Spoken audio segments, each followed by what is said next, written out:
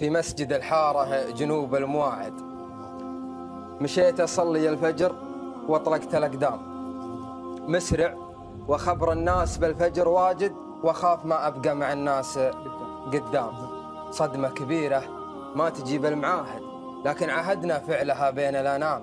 راح رمضان وما بقى في المساجد إلا 3، والمؤذن والإمام تلفتوا يبغون منه يساعد لجل يتم الصف الأول بالإتمام. ولا لقوا غير الحزن كان شاهد على فضى صدر المساجد والإسلام. إلى متى والناس للناس واجد، لكن مع الله بس في وقت الإلهام.